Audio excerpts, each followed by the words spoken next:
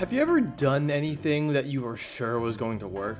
It could be something like baking a cake, or taking an exam, maybe even fixing your car. And then when you do it, it completely falls apart. Maybe you mixed up sugar and salt. Maybe you didn't study as much as you thought you needed to. Or maybe your engine starts making suspicious grinding noises that sound like they belong at a lumber mill and not in the inside of an engine bay. Totally not speaking from experience. Whatever the problem is, the aftermath for the people involved in these situations can be summarized in the immortal words of Top Gear presenter Richard Hammond. Egg on face, foot in mouth, humble pie for breakfast, lunch, and dinner. So I guess that means Broncos fans were cannibalizing each other to eat a human foot egg pie after Russell Wilson's tenure, yeah, that works, tenure in Mile High? Okay, that metaphor definitely got away from me. But it still went better for me than this deal was for the Broncos. Ayo!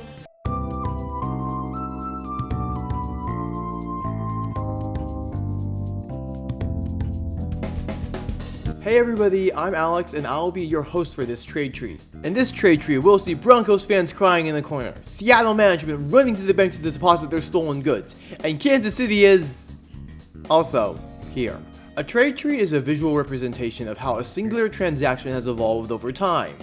Kind of like a family tree, except instead of showing a human's ancestors, it's showing a trade's descendants. If you don't know, the National Football League allows teams to swap assets, which includes players and draft rights. This was implemented to help the front office strengthen their organization for the present or the future. In this trade tree, we'll learn that in sports, age is very much not just a number. But first, let's talk about this trade tree's protagonist, Russell Wilson. Apparently he was born in a hospital in Cincinnati despite growing up in Virginia. Speaking of his birth, his dad was also a pretty good athlete. He managed to make the Chargers practice squad, which, yeah, it's the practice squad, but that also means he made it to the NFL at all, meaning he's an infinitely better athlete than pretty much everybody watching this video. Sorry, it's just the truth. He attended a prep school before committing to North Carolina State, and well, he existed. His numbers at NC State shows that he didn't light the world on fire, but he was far from embarrassing himself. However, there were two major knocks against him when talking about his draftability to an NFL franchise. We're about to discover the first here. Colorado Rockies are next up at their 4th round pick. 1-0-3 Wilson, Russell C., second baseman, North Carolina State University. Colorado NC selects State. Russell Wilson, a second baseman from North Carolina State University. That was an audio track of Russell Wilson being drafted in the 41st round by the Colorado Rockies. Yeah, the Major League Baseball team. You see, Wilson was a really good multi-sport athlete. So good to the point that he was taken by the St. Louis Cardinals in the 2007 draft back when he was coming out of high school. At the tail end of his career with the NC State Huskies, he announced that he was going to attend Rockies training camp. And it was possible, thanks to that decision, that he was passed over for the 2011 NFL Combine. If you don't know, the NFL's annual scouting combine is a place where talented collegiate prospects, NFL executives, and NFL coaches show up to conduct job interviews for the prospects in a place of the NFL's choosing. Except instead of asking questions such as, why do you want to work here? What do you see yourself bringing to the team? You're instead asking about the difference between flood and smash concepts, and then you have to sprint and lift some weights that probably weigh more than a large teenager. Anyway, Wilson got passed over and NC State dropped a scholarship, only for the University of Wisconsin to pick it back up. And Chef Russ cooked with this opportunity. During the first game of the season, the Wisconsin Badgers played the University of Nevada, Las Vegas Renegades, and I see why they're now just called UNLV. Russ dropped 51 points that game. Sure, he only threw 2 TDs, but he also picked up another on the ground, and the QB still commands the offense. He's an important part of their system. Wisconsin started the season 6-0 before dropping 2 games to 2 big-name schools, Michigan and Ohio State, before rounding into form to finish the season 11-3. My personal favorite fact about this season was that Wilson finished the season with 33 passing touchdowns, and this is second all-time in the Big Ten as of 2011. Number 1 is quarterback Drew Brees, which is delightfully ironic because this brings us to weakness number 2. Russell Wilson wasn't just a baseball player, he was a short baseball player. Here's a graph of every starting quarterback in the NFL. Credit to Reddit user Dr. Sung for this info. This shows active quarterbacks from 2021, but it still makes my point clear. And to further make it clear, according to Tyler O'Shea, the average height of a QB during this year was 6'2". Wilson was 1.8 meters tall, or 5'11" in American. And while this wasn't a huge problem per se, it was definitely something he had to work around. When you're playing QB, you're protected by your offensive line, who are tall, hulking bodybuilders that can dance. Well, sort of. Better than Reagan, that's for sure. As a quarterback, your job is to throw passes over that O-line. And if you can't see over these really tall people, who stand on average to be 6'4", well, you can see the goddamn problem, can't you? And this combination of factors led to Russell Wilson falling to the 3rd round of the 2012 NFL Draft. With pick 75, the Seattle Seahawks took the QB and... Okay. Let me start with this. Bleacher Report had an infamous article discussing the draft grade of each team in the 2012 NFL Draft. They gave Seattle an F. They not only panned the Wilson pick, but also their first rounder, Bruce Irvin. Irvin, in response, became one of Seattle's most consistent edge rushers, regularly recording 5+ sacks every year for his entire time in Seattle. That's far from an F. That's at least a B. Even if they messed up in the 2nd round and took some nobody. I mean, have you ever even heard of Bobby Wagner? And that leads us to the 3rd rounder, Russell Wilson. Where to begin? I guess his rookie year is a pretty good place to start. Let's see, he threw for over 3,000 yards, that's pretty good. 26 TDs, yeah, that's pretty good too. Started the entire year, good, especially as a rookie, and made the playoffs. That's good. That's a good year from a rookie quarterback who's still learning the ropes and probably needs a few more years to actually come into his own. Seattle Seahawks winding their way. 15 seconds away officially. And the first world championship in franchise history. Oh. That's pretty good. Assuming you didn't care about the NFL until after this trade occurred, Russell Wilson is to the Seahawks what Newton's laws of motion were to physics. Okay, maybe not that important, but considering that the quarterback is the most valuable position in any sport outside of maybe goalkeeper in hockey, and that the fact that Wilson is the best QB in franchise history, he's made it to 9 Pro Bowls in Emerald City and picked up more than a couple of Offensive Player of the Year votes. He was 4th twice, 3rd once, and also picked up a 2nd team All-Pro while nearly winning Rookie of the Year. After the Legion of Boom collapsed, Russell Wilson was the only reason Seattle wasn't in the dumpster year after year, despite their offensive line belonging in said dumpster. Well, ask any Seattle fan who remembers that era, and they'll tell you all about their terrible O-line. But there's this fun stat called sack percentage plus.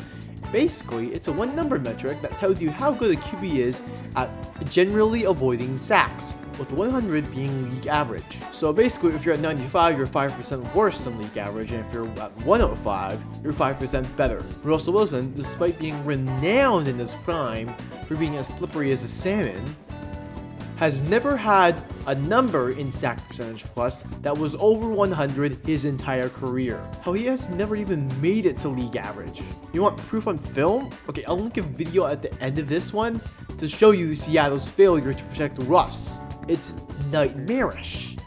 And the nightmare eventually broke Russ. In 2021, he was interviewed on the Dan Patrick Show and proceeded to rightfully blow up on Pete Carroll and management, mostly about pass protection and also about usage. This blow-up was justified. Between 2012 and 2021, the 9 years Russ spent in Seattle, he was the most sacked quarterback in the NFL. 2nd place on that list was Atlanta Falcons legend Matt Ryan. He was sacked 365 times. That's cute. Russell Wilson was sacked 427 times. 427!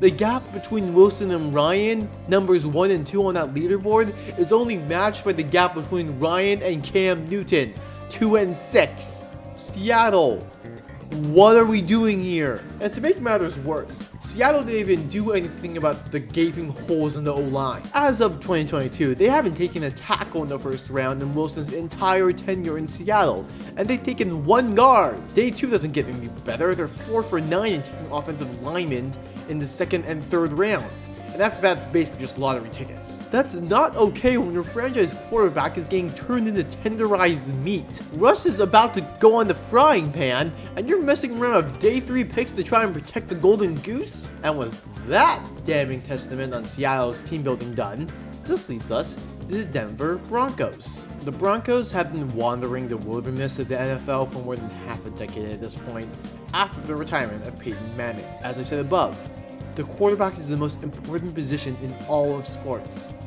Don't have one? Then you do everything in your power to get one. Denver tried luring Aaron Rodgers to Mile High a few times, but he didn't bite, even when they tried hiring his offensive coordinator to be their new head coach, Nathaniel Hackett. But when Russell Wilson requested a trade, they saw their chance to go get a superstar who could carry their team over the top. So they threw everything and the kitchen sink at him. The trade is as follows. The Seattle Seahawks would trade to the Denver Broncos quarterback Russell Wilson and a 4th round pick in 2022. And in return... Oh boy. Okay. The Broncos would send tight end Noah Fant, defensive tackle Shelby Harris, quarterback Drew Lock, a 1st round pick in 2022, a 2nd round pick in 2022, a 5th round pick in 2022, a 1st round pick in 2023, and a 2nd round pick in 2023. Holy, subscribing to the LA Rams school, them picks, Batman. That's 8 assets, and 5 of them were draft picks. Here's a little spoiler, there's only one more trade in this trade tree. Yet this script is still as long as the one I made for about Stephon Diggs. And it's this long because we have to learn about cautionary tales. Specifically, what Russell Wilson did with the Broncos. Okay, to truly understand how badly this went for Denver, let's first talk about what we thought was going to happen when Russell Wilson first became a Bronco. When they first got Wilson, everybody was expecting the Broncos to become a wagon. Talking about what they really gave up, they handed over a solid young tight end, okay, a starting DT that was fading a bit, sure, a backup quarterback, fine, and a whole bunch of draft picks that, well, they weren't going to use them anymore and they weren't going to add to their team right now. It's a loss, but nothing that would be super damaging to the roster. The only thing stopping them was the fact that the entire AFC West looked like it was gearing up for a war. This was the offseason where Devontae Adams went to the Las Vegas Raiders, and the one where Brandon Staley, who was still a hot name in coaching at the time, went to the LA Chargers. The Kansas City Chiefs were the Kansas City Chiefs, so obviously they're going to be good. And all 4 AFC West teams looked like they're going to be gunning for a playoff spot. When the season started, the Broncos were minus 150 according to sportsbettingdime.com to make the playoffs. This means they're a favorite by the sportsbook to do so. The Bills were at minus 550, and they had better odds than the Ravens, who were at minus 130. Broncos brass immediately bought into the hype, and upon their new QB's arrival in Denver, they immediately handed Russ a 5-year extension to his contract that added $245 million to his deal, which, in real talk, it's only about $124 million because guaranteed money is really all that matters. Still, that's a lot of moolah, and they would regret that soon. They would regret it because, to borrow the words of Tom Grossi, I don't think anybody truly considered the possibility that Russell Wilson could just be bad. Now, Grossi was wrong. Wilson was not bad. He was horrendous. His first game was in Denver, where he played against, oh hey Seattle, how are you doing? The team put up 16 points. Not great. He was kinda okay, throwing for 340 yards and a touchdown. And then Nathaniel Hackett completely bungled the clock at the end of the game, and then they had to try a 60-yard field goal. It just was not great, but it's only one game. it could get better. It did not get better. It got so much worse. They beat the Texans by a single score that year. You know, the same Texans team that was the worst team in the AFC. Oh, there's that laugher against the 49ers where they beat them by 1 point thanks to Jimmy Garoppolo pulling a Dan Orlovsky and stepping out of bounds in his own end zone, causing a safety. Like, sure, he was going to throw a pick anyway, but hey, it's still funny, right? Oh, there's an absolute slogfest to the game against the Colts where he threw 2 picks and led the offense to a whopping 9 points. So that was fantastic. Oh, and look, there's the game where they lost 51-14 against the LA Rams. And he threw 3 picks there too. His average passer rating dropped by 20 points from his time in Seattle. He had a career low in TD percentage, meaning that only 3.3% of his passes were caught for touchdowns, a mark only matched by his 2016 year in Seattle, which at that point had been his worst season by far statistically speaking. He also just looked old. It didn't have the same magic he once did, where he'd seemingly snatch the success of a play out of the hungry pass rusher's clutches. He looked normal. And Denver paid a lot of money for somebody who was normal at best. To be fair to Russ, a lot of this initial season going wrong was probably because of head coaching. At the end of the 2022 season, Coach Nathaniel Hackett was relieved of duty and Sean Payton came to town. Russ's numbers immediately rebounded from disastrous to meh, which isn't bad. Until you remember that Denver is giving him $124 million guaranteed. The extension hasn't even kicked in yet. And I have to mention this because this is hilarious. Denver got 70 points dropped on them by the Miami Dolphins that year too. I remember checking the score of that game and blinking because I was sure I read that wrong. And then I realized it wasn't a typo. Anyway, his poor play and strange behavior in the locker room, which I'm not touching with a 10-foot pole, led to Payton calling for Russ's head. And he was eventually cut by the Broncos. Unfortunately, thanks to that contract extension that hadn't even kicked in when Russ was cut, the Broncos racked up $85 million in dead cap. Dead cap is a punishment for teams so they don't just cut big contracts when they go bad. But apparently, Payton was willing to brave it just to get rid of Dangerous. It was spread over 2 years, so it was only 50 and 30-ish million, but it was the entire season. Was just a disaster. This ends his branch of the trade tree, ending one of the worst 2 years in NFL history for a quarterback. Now, assuming you remember that this wasn't just a video bashing Russ, you might recall that this wasn't the only thing Denver got out of this deal. They also acquired their 4th round pick of 2022, which they used to select Yoma Uruzurike. Unfortunately, his most notable accomplishment was getting suspended for gambling, although he has played a few games in Mile High. His lack of movement means that Denver's part of the trade tree is over though. And that brings us to the Seattle side. Let's talk about the players they got first. Noah Fant is the first one on the list. Looking at it from a yardage perspective, Fant did worse in Seattle than he did in Denver. Boasted back-to-back 670-yard seasons in Mile High, where his production dipped to the low 400s in Seattle. However, he is far more efficient in his targets. Receiving success rate is a percentage that divides the amount of successful receptions used by total targets. A successful reception is counted by 40% of the yards on first down, 60% of the yards on second, and 100% of the yards on 3rd and 4th. Fant's receiving success rate in his Seattle days were far higher than his receiving success rate in his Denver years, going from mid-40s to mid-50s, so it's really hard to say whether he's just dropped off or he's just being used differently in a more efficient way. Either way, he's still producing for Seattle as a starting tight end, so that's a good pickup for them. This lets us move on to defensive end Shelby Harris. Harris is a run-stopping edge, one who's really good at his job. His pass rush numbers are unimpressive for a traditional edge rusher, but that's not his role. He was kind of quiet in his only year in Seattle. He had 5 TFLs, 2 of which were sacks. It sounds pretty average, but his impact isn't something that the traditional box score can capture. There aren't any numbers that can tell you how many plays Harris forced a running back to cut upside or cut back, slowing them down and letting the rest of the team go maul the poor runner. Football is a hard sport, and Harris is an important if quiet cog in the big machine.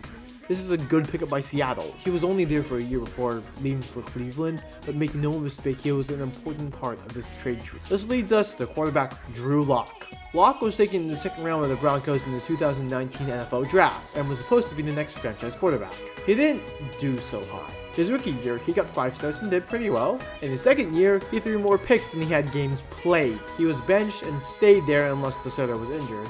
which happened a few times in Denver, and also a couple times in Seattle. In his only season with the Seahawks, right after Seattle had sent their star QB packing, and were expected to be dead in the water, Locke was responsible for keeping Seattle in the playoff hunt because their starter, former Jets quarterback Geno Smith, had remembered that the fact that the Jets had tried to bury. He was actually good at football. Locke managed to win a game in his 2 starts, which in my opinion is honestly a win for Seattle considering he was more of an afterthought than an actual part of the deal. This leads us to the haul of draft picks that Seattle got, and oh boy. Now, as a reminder, the Broncos sent 5 picks to Seattle along with the 3 players I mentioned. 3 picks in the 2022 draft, the one that was about to happen after the Russ trade, and 2 picks the year after, the season after Russ crashed out and burned in Denver. Remember, picks are determined by how bad your team was. The worse they are, the higher you pick.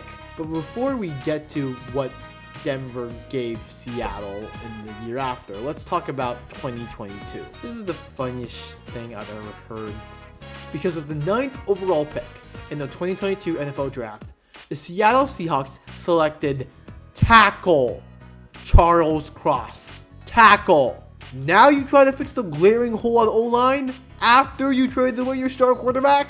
What makes this even funnier is that they took another one in round 3, because apparently now they want to build the O-line after Russ is gone. Okay, Cross didn't win any awards for his play, but he started 2 full seasons for Seattle and only missed 3 games in the 1 season where he was injured. I'm not exactly an O-line expert, but PFF gave him an overall grade of 82.5 that year, which is far above the league average.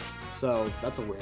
He just seems like a really solid tackle that Russell Wilson would love to have, but oh well. The second pick that they got in the 2022 draft would be used to select linebacker Boye Mafe. He's kind of an edge rusher, sometimes a blitzer, and every once in a while he drops back in pass coverage where things don't go that well for him. The everyman had 3 sacks in his rookie year, 9 sacks in his sophomore year, and 6 in his third, which lines up with his snap deployment. So maybe it's just usage. It's 18 sacks in 3 years. That's pretty good from a second rounder. We'll take it. Next up is a 5th round pick in 2022. This was traded. It was sent to the Kansas City Chiefs in exchange for a lower 5th and a 7th. The Chiefs would use their new 5th to acquire Darian Kennard, a tackle who played a single game for the Chiefs on special teams, before getting poached off the practice squad by the Eagles, where he's been converted to guard. Probably better for him, but not much to say in terms of this trade tree. The Seahawks used their new 5th to take Tyreek Smith, a linebacker who was also poached from the practice squad, this time by the Arizona Cardinals. They would get him back later, but he's only played 3 games in the NFL so far, and his branch of the trade tree technically ended when he got poached, so the 7th would use to take Derek Young, a wide receiver who provided more value than either of the other players in this little deal between Kansas City and Seattle, because he played special teams. A lot of special teams. Look, special teams is one of those things you don't know you don't have until it's not working. Trust me, I'm a Titans fan. I can speak for this. A good special teamer is a great player at the NFL level. As important as any wideout, tackle, defensive lineman, or corner. Now, Cross, Mafe, and Young haven't moved yet, which leads us to 2023. Remember how I mentioned that the Broncos were really bad with Russell Wilson in their center? And also, did you remember that I mentioned that the worst teams get better picks in the draft? Well, thanks to Russ's efforts, Seattle got the 5th overall pick from the Denver Broncos in 2023. And with that 5th overall pick, Seattle would select Devon Witherspoon. In his only 2 years in the NFL so far, he's already made 2 Pro Bowls and finished 4th in Defensive Rookie of the Year voting. And he is also part of their all-rookie team, just letting you know. He's been mostly healthy so far, and all signs point to him being a slam dunk pick for Seattle. And Denver handed to him to the Hawks on a silver platter. Imagine what they could have done if Denver didn't trade the pick. Maybe they would be able to find a better quarterback and then get a worse pick out of it. What if they were able to get Witherspoon lining up next to Patrick Surtain II? That would be the return of the no-fly zone in 2023. That would be a way to win games. Instead, they got Wilson and then $85 million in dead cap. Oh, and the second rounder was also used to take Garrett Hall at pick 37. He was quiet his first year, and then the arrival of Coach McDonald led to him grabbing 8 sacks in the blitz. So Denver screwed that up too. The above players haven't been moved yet, which leads us to our final conclusion. In hindsight, Denver's decision to acquire Wilson was a terrible move. And I emphasize the word in hindsight, because almost nobody thought that Russ was going to be as bad as he was in Denver. His advanced metrics were holding up solidly, even if his production had dipped a bit. And public opinion on the move was that it was pretty even. Denver gave up a whole lot, but they got a star QB, except they didn't. I'm gonna call this a Tom Brady fallacy because I think he's the main reason why this is a thing. But athletes aren't supposed to be effective into their late 30s. If they are, they're an exception, not the rule. Who can you really say was a good athlete into his late 30s? Rodgers, probably. Manning, definitely. And of course, Brady. 3 athletes out of 32 starters? That's barely 10%. Not even. And let's not forget, Manning and Rodgers fell off hard at the end of their careers. So the takeaway here is that age is not just a number, not in professional sports. It's a very real sign of potential, both good and bad. Sending the sun and moon for a quarterback on the wrong side of the 30-year line is a very easy way to completely blow your chances at a title. Russ isn't the only example. Isn't that right, Atlanta Falcons with Kirk Cousins? How about you, New York Jets with Aaron Rodgers? I think a lot of teams saw what Brady did in Tampa Bay and forgot about Bruce Arians being a really good coach. And the fact that Tampa Bay has an elite defense. And that Mike Evans and Chris Godwin are a top 5 receiving duo in the NFL. It takes more than the quarterback to win a title, so if you're gonna risk it, take a good look at yourself, your team, and ask, do I really need to take this bet? Well, I'm sure that GMs need to take some bets at some point. They don't want to get fired, but for some things in life, the above isn't true. And I don't want anybody to gamble needlessly on things that they don't have to. I hope that gives you something to think about, because for now, that's it for this video. What trade trees do you want me to make? I'm willing to cover trade trees from the NFL, NBA, MLB, or NHL. Leave your ideas in the comments below. While you're down there, why don't you leave a like, or even better, subscribe to this channel. It would mean a lot to me, and if you click the bell, you'll immediately get informed about my trade trees as soon as they drop. Speaking of, next week, a topic that's a bit more relevant to current events. I'm Alex, I thank you for spending your time with me, and this is the part of the video where I laugh at Ferrari's general status at the F1 Grand Prix because they were a joke and deserve all